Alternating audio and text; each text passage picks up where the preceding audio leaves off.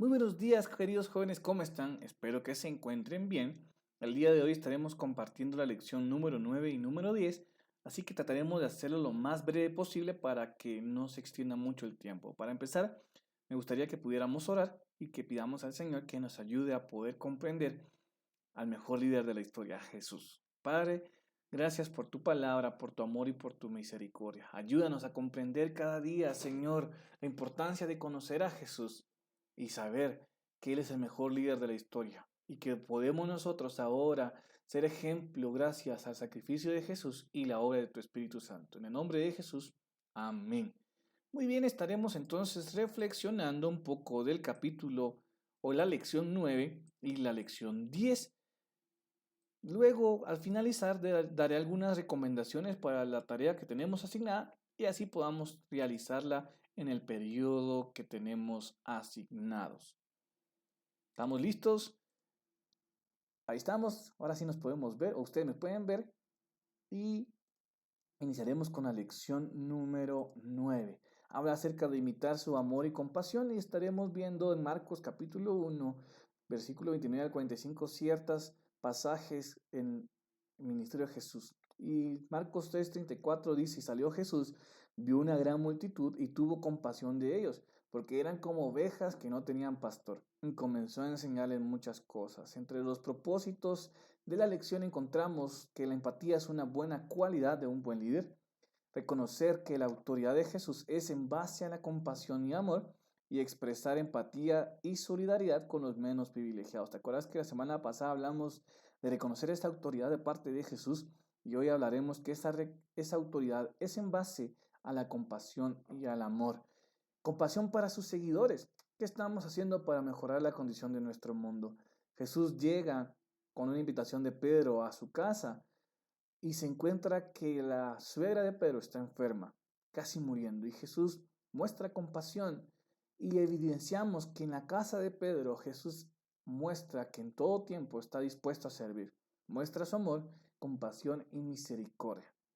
Jesús da un toque de sanidad a la suegra de Pedro con una muestra de amor y poder, provocando en ella gratitud. Vemos que al final ella sirve y prepara un platillo muy sabroso como muestra de su gratitud.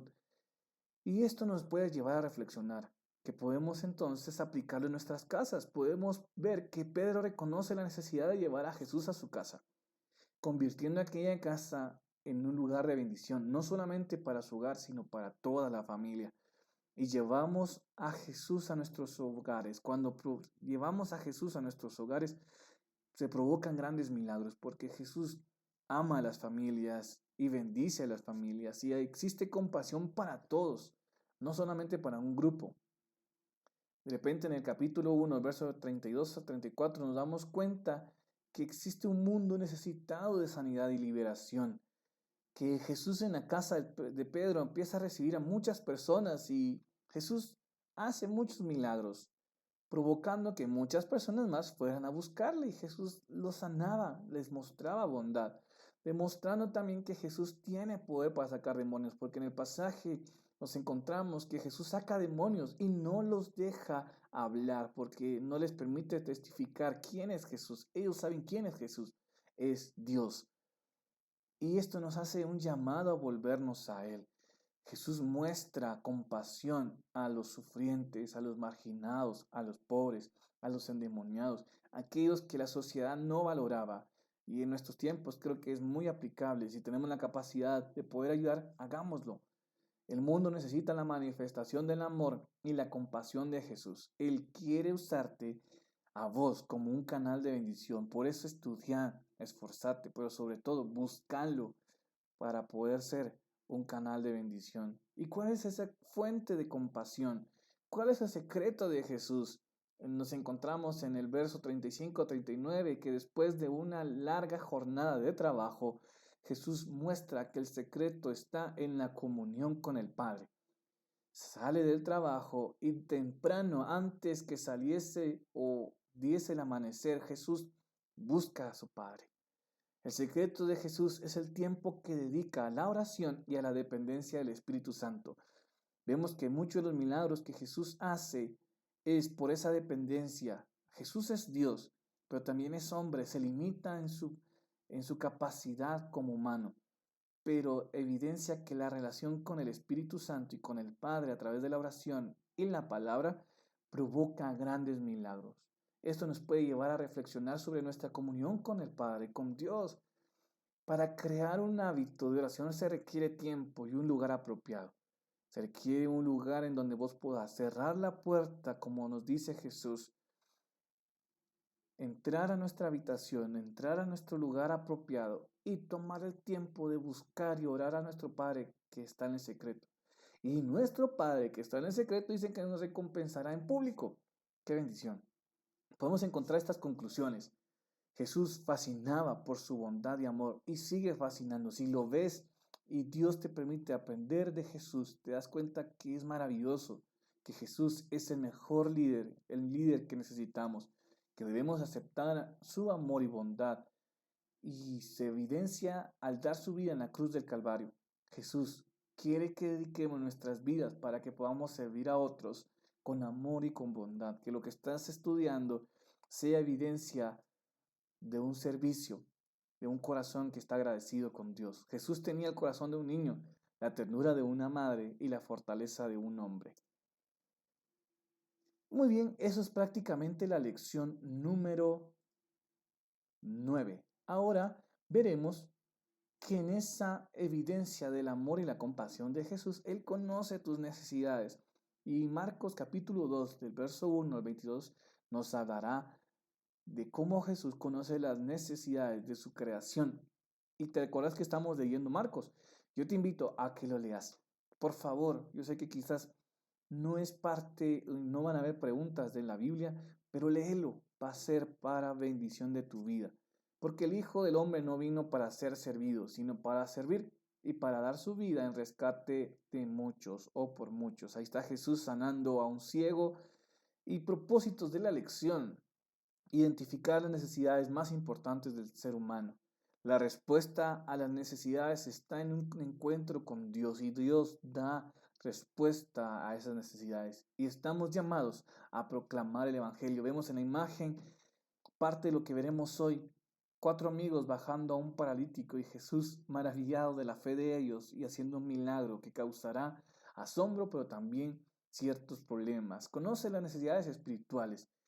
¿Cuáles podrían ser necesidades más importantes? En el pasaje nos encontramos que Jesús ve a estos 4 amigos bajando a su amigo paralítico y Jesús se asombra y sana a aquel paralítico, pero también perdona sus pecados, porque la necesidad urgente del paralítico no se encuentra solamente en su sanidad física, sino Jesús reconoce la fe del paralítico y los 4 amigos, pero ve la necesidad física y espiritual del paralítico.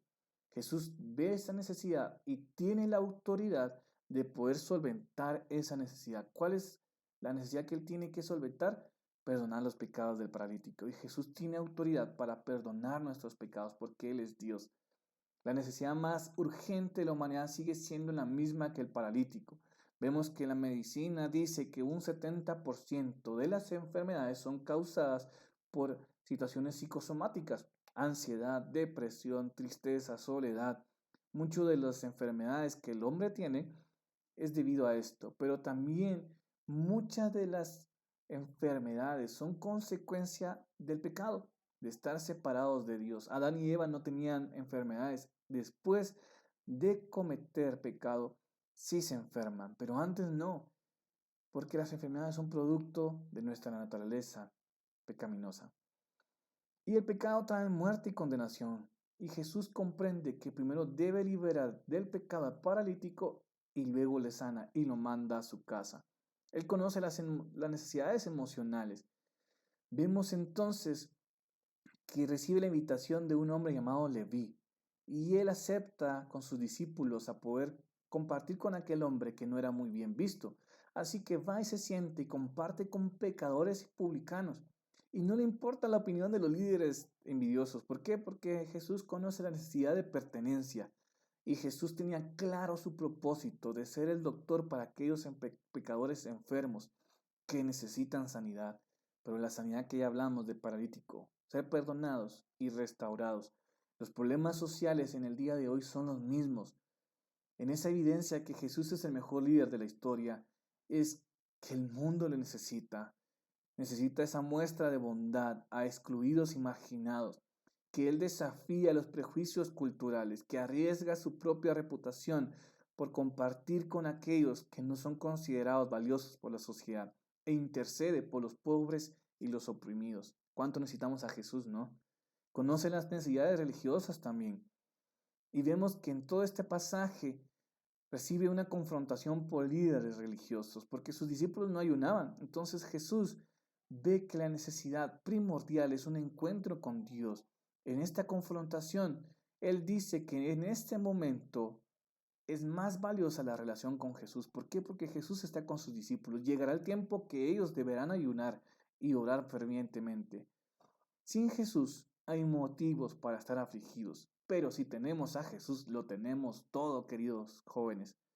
La necesidad de una vida nueva. Jesús vino a inaugurar una nueva experiencia de vida y una nueva relación personal con Dios.